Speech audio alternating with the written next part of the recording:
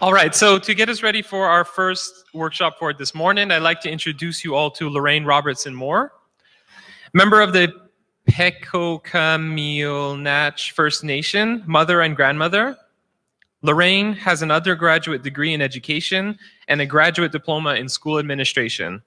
She has worked in education and administration for her community's political and administrative organization for almost 30 years. She has also been involved in First Nations communities, organizations, and representative bodies in Quebec, including the First Nation Education Council and the Institut Culturel et Éducatif Montagnier. She served on her community's commission consultative sur la réalité sociale, as well as the governing board of the Université de Québec à Chicoutimi. The perspective of First Nations self-government and sustainability spurred Lorraine's involvement in issues like governance, cultural transmission, and its inherent link to the land, preservation of the Nielhem Indigenous language, student success, and the overall improvement of First Nations social conditions. So without further ado, please welcome Lorraine Robertson Moore.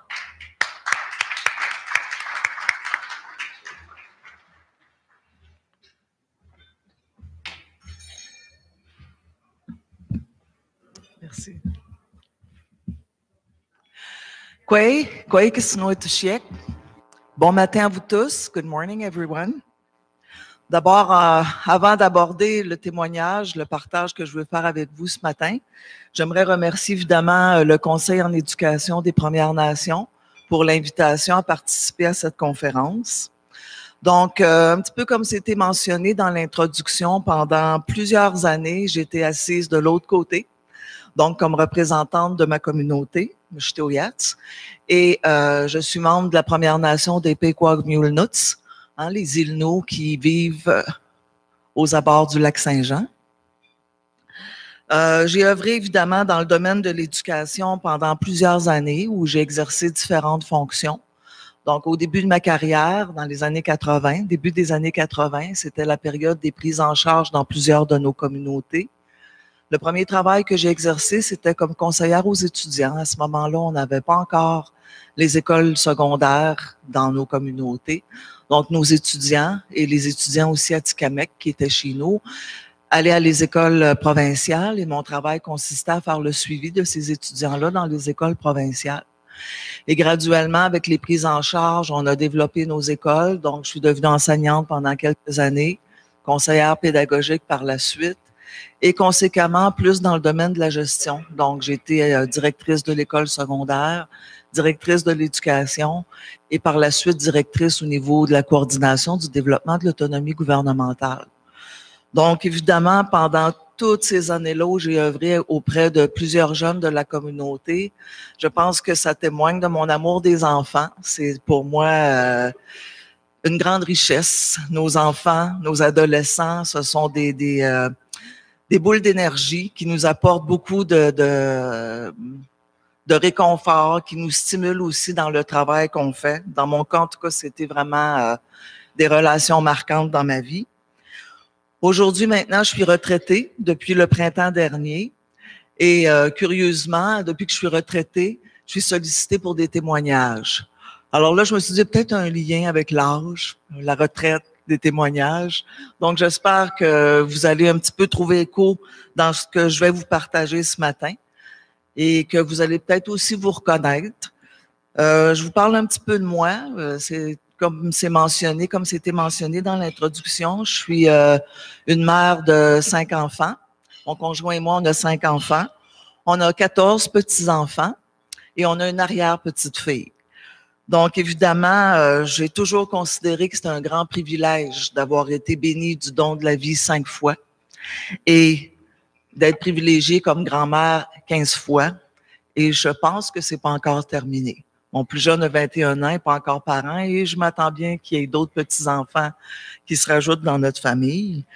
Donc, évidemment, l'autre grand privilège que nous avons, c'est que nos enfants vivent tous dans la communauté. Ce qui veut dire que chez nous, des soupers en famille, ben, c'est des soupers avec 24 convives autour de la table. Donc, ça bouge, il y a de la vie et je pense que c'est comme ça qu'on aime ça.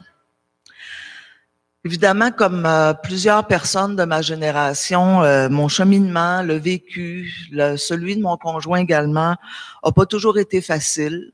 Je pense que nos parcours ont été, comme plusieurs d'entre vous ici, parsemés de difficultés, de traumatismes aussi, de choses pas faciles à vivre, séparation avec les parents, traumatisme, la violence sous toutes ses formes. Donc, on a quand même fait un cheminement personnel dans ça.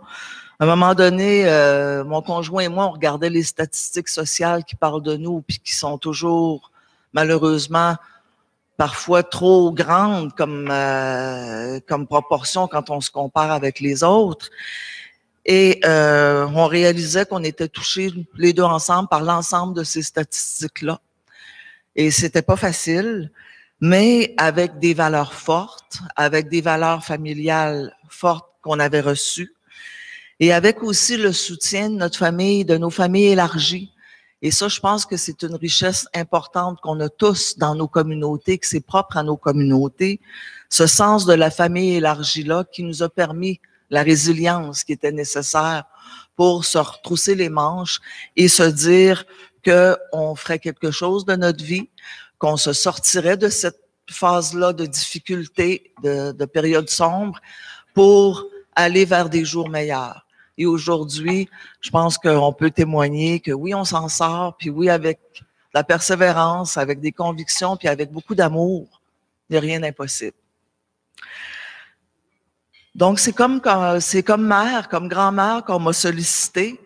Et je vous dirais que vraiment, mon témoignage que je vous partage est sans prétention, en toute humilité, d'une façon bien modeste. Je pense pas être meilleure qu'une autre mère ou qu'une autre grand-mère. C'est vraiment un partage. Pour moi, c'est ma vie.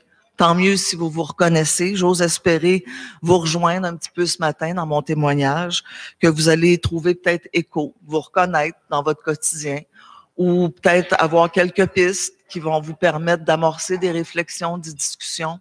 Donc vraiment, en toute humilité, mon partage. Quand on m'a demandé de parler dans le cadre de l'implication parentale et communautaire, j'ai réfléchi sous quel angle j'aborderais ça avec vous. Et pour moi, il y a une évidence qui est ressortie dans notre cheminement familial et personnel, c'était l'importance de prendre le temps de se parler, en famille et en communauté. On est dans le contexte de la révolution technologique, hein? Ghislain en a parlé hier. Il y a des gros avantages parce que dans son cas, ça lui permet d'être en contact malgré l'éloignement. Et je pense que c'est vrai pour plusieurs d'entre nous. Mais aussi, il y a des impacts négatifs à cette révolution technologique-là. On a des jeunes, des parents qui sont rivés à leur appareil. Hein. Je pense que ce petit mouvement-là est devenu un mouvement universel. Puis on tourne, puis on pitonne. Donc ça, c'est devenu un impact extrêmement négatif parce que ça empêche, à mon point de vue, les vraies relations, les vraies discussions, les vrais échanges. Donc, je pense qu'il faut être modéré dans tout ça et ça m'a inspiré. Et si on prenait le temps de se parler? Parce que malgré toutes ces nouvelles technologies-là et l'accessibilité, les avantages que ça nous donne, il n'y a jamais rien qui va remplacer les vraies discussions, les vrais échanges. Quand je vous dis, si on prend le temps de se parler, pour moi, prendre le temps de se parler, c'est pas parler pour parler, et encore moins parler pour rien dire. Mais quand on va dire à quelqu'un, viens, je pense que c'est le temps qu'on se parle, ben là, on fait référence vraiment à des vrais échanges. On a besoin de se dire les vraies choses. Donc, pour arriver à faire ça, un des premiers ingrédients, se créer des espaces, saisir les occasions. Et je vous partage deux exemples chez nous qui ont été bien importants puis qui nous ont aidés à cheminer, à vivre une vie de famille qu'on considère qui est heureuse et harmonieuse. D'abord, le temps du repas. Quelle belle occasion. Le repas du soir chez nous, c'était le moment important. Et pendant le repas, il y avait des règles à l'époque. Pas de télé. Rien d'autre que nous, autour de la table, à partager le repas. Et profiter de ce moment-là pour échanger, se parler d'une variété de sujets, se parler de nous, échanger. Aujourd'hui, les règles devraient changer. Pendant le repas, il n'y a pas de sel, il n'y a pas d'iPhone, il n'y a pas de jeux vidéo, il n'y a pas de jeux électroniques. Mais ces règles-là sont tellement nécessaires pour nous permettre de vivre les moments d'échange et de relations personnelles qui sont si nécessaires pour l'équilibre. Donc, ça m'apparaît très important pour nos enfants, pour nos familles, d'apprendre justement à communiquer, à dialoguer à nos enfants. Pour moi, c'est un investissement pour leur avenir. Lorsqu'on prend le temps de vivre ces moments-là en famille, on apprend à nos jeunes d'abord à s'exprimer. On développe leur sens du respect, respect des différences, respecter son temps de parole, respecter le temps de l'autre qui est en train de s'exprimer. C'est aussi une belle occasion pour apprendre à accepter les divergences d'opinion, que les gens ne soient pas d'accord avec nous, mais qu'on soit capable d'en discuter. Avec les médias sociaux, avec les réseaux sociaux aujourd'hui, il y a des nouvelles réalités. Vous savez comme moi que nos enfants ont accès à une multitude d'informations et ça appelle notre vigilance, ça appelle des mises en garde. Et là aussi, c'est important de prendre le temps de parler avec nos enfants. On n'a qu'à penser au fléau de la cyberintimidation. Combien de jeunes vont garder ça en silence pour eux? Et si les jeunes ont l'habitude, avec leurs parents, d'avoir ces moments-là qui font partie du quotidien de la famille, une fois par jour au moins, on est tous assis autour de la même table et on prend le temps d'échanger, bien, ça permet le dialogue et d'ouvrir parfois sur des choses où on ne pourrait pas le faire en d'autres occasions. Cette habitude-là du repas en famille nous a permis d'aborder une multitude de sujets avec nos enfants. Et aujourd'hui, je pense qu'ils sont encore reconnaissants de cette habitude-là parce que c'est une pratique qu'ils font eux-mêmes avec leurs enfants. L'autre exemple que je voudrais vous partager, puis qui faisait partie de notre quotidien à nous, qui n'est pas nécessairement la même réalité pour tout le monde, mais je pense qu'il faut le transposer en fonction de notre réalité à nous. Dans notre cas, c'était les départs en territoire. Et d'avoir pu concilier la vie dans la communauté, la vie en territoire, c'était une grande richesse pour nous. C'était un mode de vie dans notre famille. Ça va faire bientôt 40 ans qu'on est mariés. Ça a toujours été une pratique qu'on a fait. Les fins de semaine, on partait en territoire. Les longs congés, on partait en territoire. Évidemment, pour les gens pour qui le territoire est un lien important dans leur culture, comme chez nous, on sait que quand on arrive en territoire, il se passe autre chose. Il n'y a pas l'électricité, il n'y a pas le téléphone, il n'y a pas les appareils électroniques. Donc là, on est dans un environnement tellement différent, mais qui nous apporte le calme, la paix et le temps d'être ensemble, de vivre ensemble. C'était pour nous des moments privilégiés parce qu'évidemment, à ce moment-là, les grands-parents étaient là. Quelle belle opportunité de transmission culturelle. Donc, cette richesse-là nous a permis un rapprochement familial à notre niveau d'abord, mais aussi avec la famille élargie. Et ces moments-là en territoire nous ont permis de vivre des moments intenses entre nous, où des fois, il y a eu des partages et des discussions qu'on n'aurait probablement pas eues dans la communauté parce que l'environnement s'y prêtait. Tout ça a l'air beau, super, wow! La famille où ça a l'air parfait, où ça va bien, on mange ensemble, on discute, on s'en va en territoire, on vit des belles choses. Mais ça n'a pas toujours été facile. Je pense qu'il faut enlever les lunettes roses et se dire qu'il y a eu des moments aussi difficiles. Au moment des discussions à la table, parfois, il y a des sujets qui étaient plus délicats, des sujets plus houleux, et nos enfants apprenaient comment avoir des vraies discussions, des vrais échanges. Donc, je vous dirais qu'il y a des fois où au souper, on ne s'est pas rendu au dessert. Le souper a fini plus tôt. Ça ne s'est pas terminé comme on aurait souhaité. Mais jamais on a changé l'habitude. Parce que même si des fois c'était plus difficile, bien, quand on revenait, il y avait eu apprentissage. On avait appris, on avait retiré des leçons. Et c'était vrai pour tous les membres de la famille autour de la table. La même chose pour les départs en territoire. Même si les départs en territoire étaient un moment vraiment privilégié, que nos enfants appréciaient beaucoup, ben à l'adolescence, partir tous les vendredis soirs pour s'en aller en forêt la fin de semaine, quand il se passe plein d'activités pour les adolescents la fin de semaine dans la communauté, c'était pas toujours évident. Donc, les départs en forêt n'étaient pas toujours faits dans la bonne humeur. On avait parfois des adolescents qui insistaient pour nous dire qu'ils étaient capables de rester seuls au village, qu'ils étaient assez grands, qu'ils étaient assez vieux. Mais on plaçait là nos limites en leur disant « Non, on s'en va en territoire. Toute la famille part en territoire et tout le monde se suit. » Donc, des fois, on avait des départs, comme on dit chez nous, avec des jeunes qui avaient la baboune. On partait pas avec le sourire.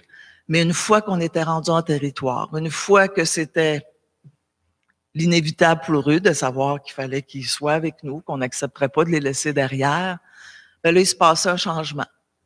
On laissait aller les choses, on laissait tomber la poussière, comme on dit, et les jeunes, une fois qu'on était en territoire, étaient heureux de vivre ce qu'il y avait à vivre. Et encore là, on a vécu plein de moments merveilleux en famille, en territoire, et je vois encore aujourd'hui, on est encore toute la famille. Et quand on va en territoire, les enfants viennent avec leurs enfants et on vit des moments, je pense, qui sont extrêmement privilégiés. Mais on se donne ces espaces-là. On se crée ces occasions-là. Parce que si on attendait qu'elles viennent d'elles-mêmes, elles ne se passeraient pas.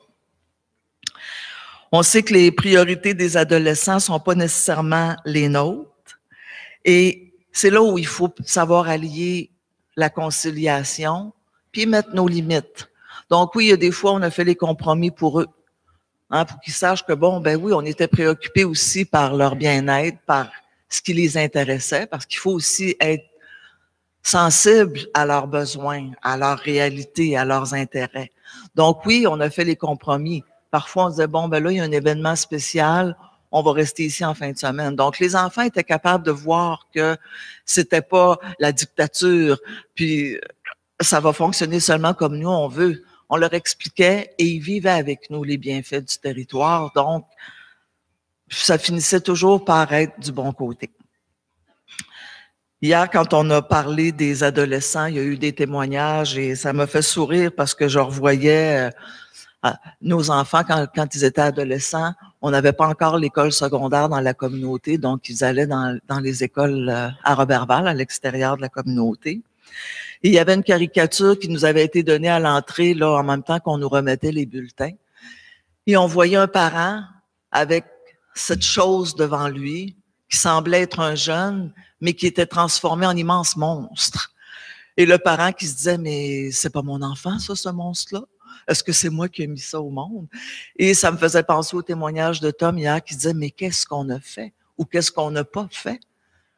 Il y a cette étape-là dans leur vie où on se dit, on a manqué notre coup comme parents parce que le jeune qui est là n'est pas celui, c'est pas les valeurs qu'on lui a transmises. Et souvent, ce qui nous faisait sourire, c'est que ce qui nous incommodait chez nous comme parents, quand on entendait les autres parents qui avaient accueilli nos enfants chez eux, nous disaient, oh mon Dieu, qui est donc fin, qui est donc fine. Ils nous aident quand c'est le temps de ramasser. Ils collaborent quand c'est le temps du souper. Puis là, nous, on se disait, mon Dieu, pourquoi chez nous, il faut enseigner ça et insister? Et ailleurs, ça se manifeste. Puis là, on se disait, ben, c'est peut-être une bonne chose. Ce qu'on a à travailler chez nous, ben, on est bien content quand les enfants, quand ils sont ailleurs, qui appliquent les choses qu'on leur a enseignées, puis qu'on se dit, ben, coudonc. Tant mieux si les gens apprécient puis que nos jeunes sont capables de le faire quand ils sont ailleurs. Dans les moments plus difficiles où il y avait des situations avec nos jeunes, parce qu'on a vécu toutes sortes de crises, évidemment, les réalités de notre communauté sont souvent les mêmes que les vôtres. On était confrontés, bon, à la consommation, les suicides de jeunes de notre communauté, des amis de nos enfants. Donc, il y a des moments où toutes ces situations-là, en plus des situations normales de vie d'adolescents, faisaient en sorte qu'on ne savait plus vraiment comment réagir, vers qui se retourner. Et moi, bien évidemment, on le disait hier, il n'y a pas d'âge, hein, on est parents à vie. Ben, je me retournais souvent vers ma mère, ma grand-mère, ma belle-mère pour leur demander Qu'est-ce qu'on fait? Comment on fait quand les jeunes se retournent, quand on a le sentiment qu'il n'y a plus de contact possible avec nos enfants? Et je recevais des bons conseils. Des fois, je trouvais que ça me disait pas grand-chose sur le coup, mais la vie m'a appris qu'effectivement, les mères, les grands-mères me disaient, tu t'inquiètes pas, quand le fond est bon, ça reste. Le reste, c'est le passage. Donc, tu n'as pas à t'inquiéter. Le fond est bon. Faire confiance aux valeurs qu'on a transmises à nos enfants. Même s'ils les expriment pas toujours, elles sont là et elles refont surface à un moment ou à un autre. Donc, faire confiance aux jeunes, leur permettre de vivre leurs choses et mettre en application quelque chose qui n'est pas facile comme parent, le lâcher prise. Laisser aller les choses, laisser le temps agir et on voit une différence. Parfois, je disais, maintenant, il y a mes filles, mes brus qui sont mères de famille et qui viennent me voir et qui me disent aussi, comment tu fais? Comment tu as fait quand c'est difficile comme ça? Et moi, je leur disais, ben écoutez, lâche prise. Le fond est bon. Vos enfants vont vous revenir. Ne soyez pas inquiets. Et parfois, je leur disais, mais vous avez juste à vous rappeler, vous autres, à l'adolescence, parce qu'on a déjà été adolescents. Donc, on n'a qu'à se rappeler, nous, comme adolescents. Et là, à ce moment-là, il y en a pour qui c'est pas rassurant, qui me disaient, ben, je voudrais pas que mon enfant fasse ce que j'ai fait à l'adolescence. Et là, à ce moment-là, on se dit, ben, tu t'en es quand même sorti. Malgré qu'on a vécu des choses particulières à l'adolescence, la vie fait en sorte qu'à un moment donné, ben, on passe à autre chose. Et quand le fond est bon, les valeurs ont été transmises grâce à la communication, aux échanges qu'on a eus, ben, le reste suit. Donc, se créer des espaces, saisir les occasions, c'est important.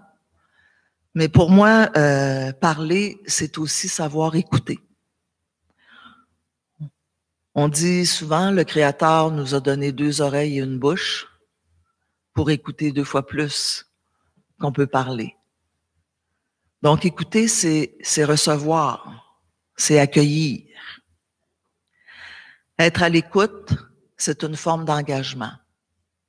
C'est une forme d'engagement parce que pour moi, être à l'écoute, c'est pas passif. Ça implique des encouragements, donner son appui, donner du réconfort,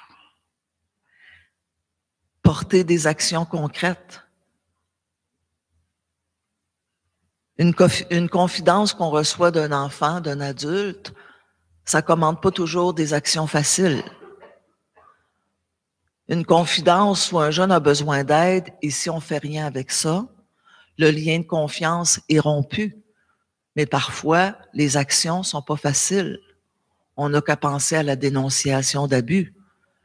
Et ce sont des actions difficiles à porter. Mais de ne rien faire serait inacceptable. C'est comme si on disait qu'on avait tenu un dialogue de sourds. On ne prend pas en compte le besoin qui nous est exprimé. Donc, savoir écouter, c'est savoir s'engager. Un vrai dialogue, pour moi, c'est se faire confiance. Donc, si on veut se faire confiance, c'est parce qu'on sent que la personne avec laquelle on échange nous prend au sérieux, nous aime et est prête à faire des choses pour nous, avec nous. Je pense qu'il faut aussi parfois savoir attendre les bons moments. Oui, il y a des occasions, on se crée des espaces, mais il y a des fois, il faut attendre les bons moments. Et on l'a entendu hier, suivre ses intuitions, son instinct. Le cœur, des fois, nous amène à des endroits où on n'aurait pas pensé. Soyons à l'écoute de ça, parce que ça nous permet souvent d'aller avoir les discussions dans des moments où on n'aurait pas pensé, mais l'occasion s'y prêtait. Donc, savoir saisir aussi les bons moments. Je dirais aussi que comme mère, comme père, comme parent, se donner le droit à l'erreur. On a vu hier, on n'est pas parfait. Savoir être des bons parents, c'est aussi reconnaître qu'on n'est pas parfait. Donc, se donner le droit à l'erreur et permettre le droit à l'erreur à nos enfants aussi. Pour nous, puis je pense que pour tout le monde, la vie, c'est un long processus d'apprentissage. Hein, cet homme qui nous partageait ça hier, pourquoi parler d'échec? La vie est une série d'enseignements. Donc, même dans nos attitudes, quand nos enfants nous partagent des choses, des fois, il y a des choses qu'on n'est pas nécessairement prêt à entendre. On est surpris. Mais évitons les jugements, restons à l'écoute. Et je pense que de se permettre et d'avoir ça dans notre esprit, se permettre le droit à l'erreur, ben ça change la façon que la relation se passe. Il y a aussi d'autres choses d'important quand on a à vivre des situations plus difficiles dans nos échanges ou dans nos communications ou qu'on devient à court de moyens, aller chercher de l'aide. Aller chercher de l'aide, c'est pas un signe de faiblesse. Et souvent, dans nos familles immédiates, familles élargies, on peut trouver l'aide qu'on a besoin. Et on a aussi dans nos communautés beaucoup de ressources maintenant. Les programmes se sont développés dans nos communautés depuis les 40 dernières années. Il s'est passé énormément de changements. Beaucoup de gens, d'abord des communautés qui sont eux-mêmes les intervenants, ce qui n'était pas le cas il y a 40 ans. Et là, on voit les changements parce qu'on sent que les gens sont engagés. Ce sont nos communautés, nos enfants. Donc, nous sommes tous concernés par le bien-être. Donc, aller chercher de l'aide, solliciter des gens quand on n'est pas certain. Je pense que ce sont tous des moyens qui nous aident à passer au travers certaines épreuves, des moments plus difficiles de nos vies de parents. Donc, être parent, c'est être parent à vie. Mes enfants sont maintenant âgés entre 21 et 39 ans. Donc, ce sont des adultes. Et encore, le téléphone sonne, puis on entend « Maman, papa, qu'est-ce que je fais? Qu'est-ce que tu ferais? » Et je pense que c'est important de rester disponible pour nos enfants, pour nos petits-enfants. On devient parfois des bouées de sauvetage parce qu'ils savent qu'on est là et qu'on sera toujours là pour eux. Dans tout ça, évidemment, dans nos vies, on est, nous aussi, des êtres humains avec leurs besoins. Donc, je pense que c'est important de se conserver des espaces pour soi, comme mère, comme père. Un équilibre familial, c'est d'abord un équilibre individuel. De prendre soin de nos 4 sphères de développement, c'est essentiel. Prendre soin de son physique, de son mental, de ses émotions, de sa spiritualité, c'est essentiel. Donc, quel que soit l'espace de notre développement qui est touché, prendre le temps de prendre soin de nous aussi. Comment peut-on aider nos enfants si on est nous-mêmes en déséquilibre? Donc, il faut travailler ça pour s'assurer de garder cet équilibre-là comme parents. Donc, de ne pas se culpabiliser quand on prend des temps pour soi, parce que ces temps-là vont nous servir après pour être meilleurs avec les autres. J'ai réfléchi également à l'implication communautaire. L'implication familiale, pour moi, je le dis, c'est important, le dialogue. Et pour moi, c'est la même chose sur le plan communautaire. On vise l'équilibre dans nos communautés. On sait, on a encore beaucoup de souffrances. On a encore des blessures à guérir, à soigner. Nos enfants vivent aussi dans une époque où il y a des nouvelles réalités. On parlait de cyber-intimidation, les réseaux sociaux, il y a toutes sortes de choses qui se passent. Donc, ces nouvelles réalités-là font en sorte aussi que je pense que dans nos communautés, il y avait des cycles à briser, il y a des patterns à changer. Et ça, pour ça, mettre fin à la souffrance, ben pour moi, c'est aussi vrai dans les communautés qu'il faut créer des espaces. Il faut se donner des occasions d'échange. Et à ce moment-là, dans la communauté, ça va prendre différentes formes. Et je vous partage des espaces et des moments qu'on s'est donnés dans notre communauté pour passer à travers des moments plus difficiles. Et encore une fois, prendre le temps de se parler nous a permis de trouver des solutions dans des situations où on semblait parfois être sans issue. Je vous partage quelques exemples de ces réalités-là. Dans les années 80, au cours des années 80, on était comme communauté confrontés à la violence sous toutes ses formes. l'alcoolisme, toxicomanie, les abus, la violence conjugale. Donc, la violence sous toutes ses formes amenait des situations difficiles pour les enfants, pour les parents, pour les grands-parents. Et on a développé un programme qui s'appelait à ce moment-là Nilma Kilneun, La vie et moi, qui s'enseignait dans nos écoles. Et ce programme-là voulait mettre fin à toutes les formes d'abus, toutes les formes de violence dans la communauté. Donc, on en parlait avec les jeunes. On abordait les sujets avec les jeunes. Évidemment, sous forme de mise en situation, sous forme de sketch. On faisait ça léger, mais on abordait des choses pour que les enfants comprennent qu'ils avaient le droit de dire non à certaines situations, pour briser des patterns, briser des cycles malsains. Et quand on a évidemment lancé ce programme-là et le mettre en pratique dans nos classes, à l'époque, j'étais conseillère pédagogique quand on a développé le programme. Évidemment, aborder par exemple l'abus sexuel, c'est un sujet qui était à ce moment-là extrêmement tabou. On est au début des années 80. Et aborder ce genre de sujet-là a amené évidemment des confidences d'élèves. Donc, les confidences qui amenaient des actions. Pas facile. La même chose, des confidences, j'en recevais de la part de collègues. Parce que souvent, comme membre de nos communautés, on a vécu les traumatismes, on a vécu des choses difficiles. Donc, d'avoir à ouvrir les discussions avec les élèves faisait en sorte que des enseignants qui étaient des membres de la communauté comme moi venaient partager des blessures qu'ils n'avaient jamais partagées auparavant. Donc, c'est une façon de s'impliquer aussi, d'accueillir les gens de notre communauté qui ont besoin de partager des choses, qui ont besoin de trouver le soutien, puis d'avoir l'épaule pour aller faire les actions qu'il faut pour avoir un meilleur équilibre, puis avoir une vie heureuse, tout simplement. Donc, être à l'écoute, c'est un programme qui a mené à des dénonciations. Donc, quand on dit que prendre le temps de se parler, ça peut nous amener aussi dans des actions pas faciles, mais des actions qui font partie d'un processus de guérison collectif, communautaire.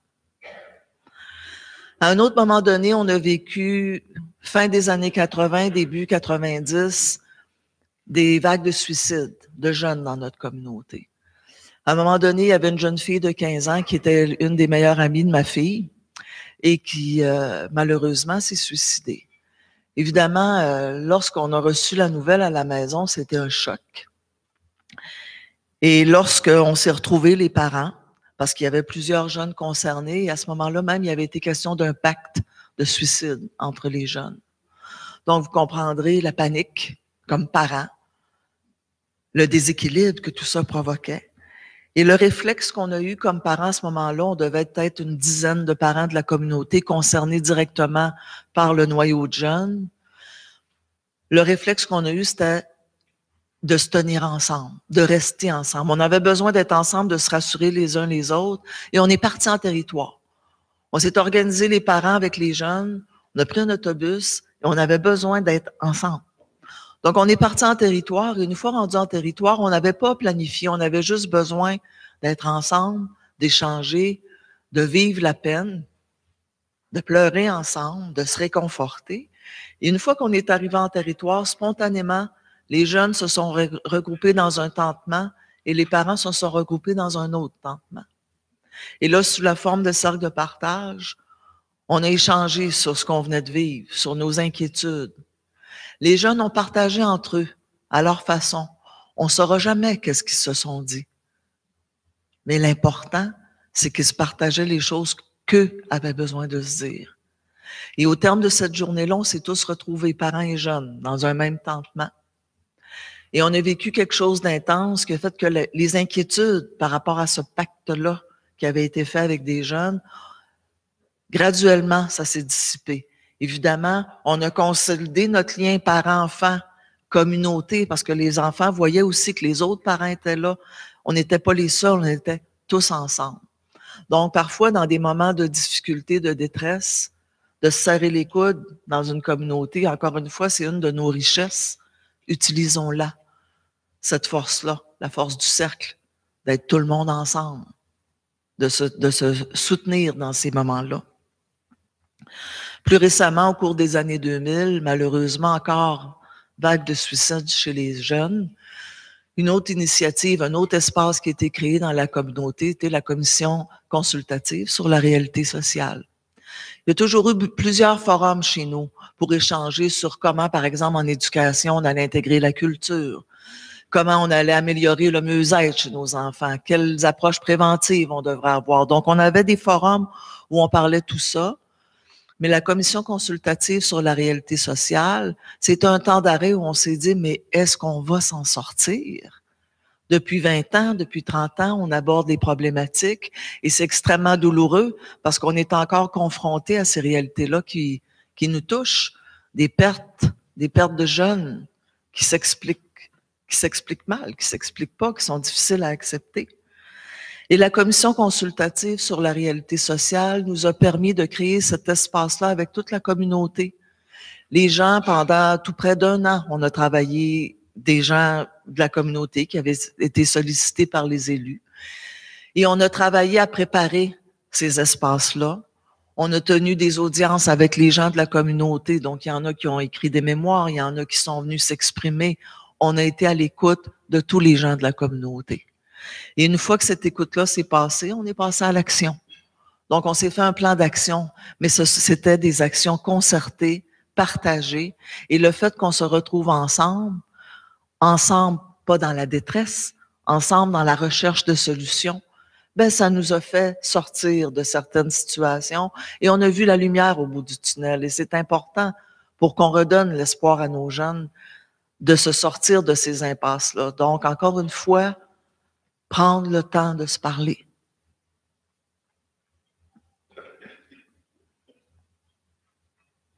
En terminant, je dirais que l'implication parentale, c'est définitivement l'affaire des 2 parents.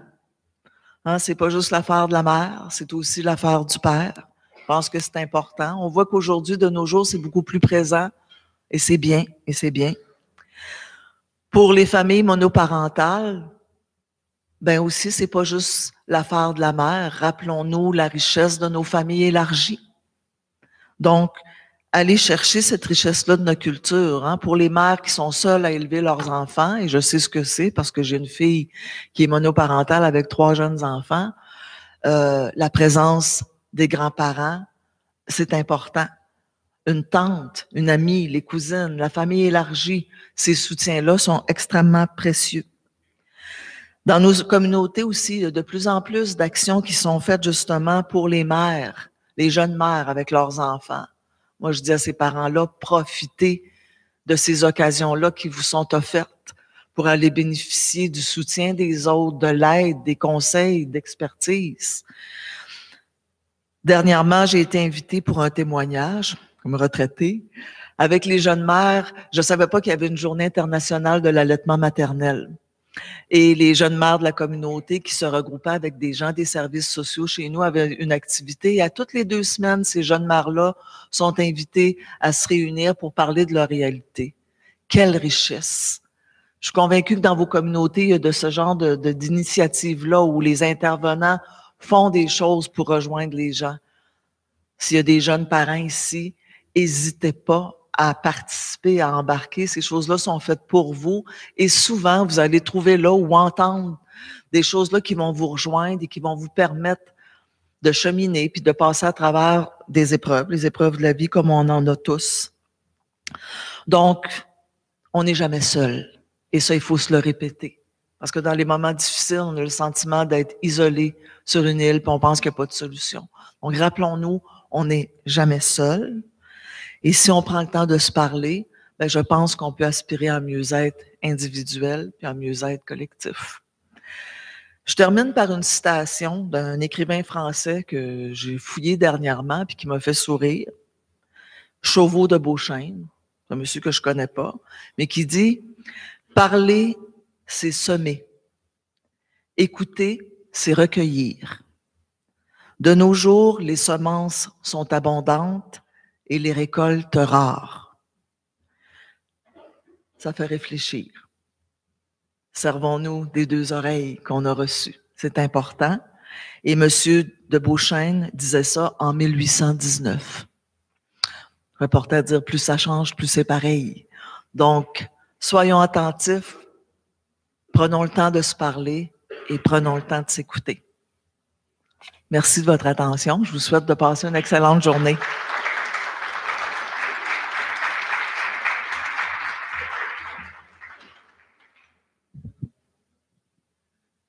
Merci beaucoup, Lorraine, pour ce beau partage. Est-ce qu'il y avait des questions dans la salle pour Lorraine, juste avant qu'elle quitte l'avant de la scène? Est-ce qu'il y avait des commentaires ou des interventions que vous auriez aimé faire? En tout cas, c'est certain qu'on remercie Lorraine pour ce beau partage-là et j'en profiterai pour peut-être lui poser une question. Dans la communauté de Machiagatch, vous avez quelques comités de parents. Est-ce que vous pourriez nous en parler un peu plus?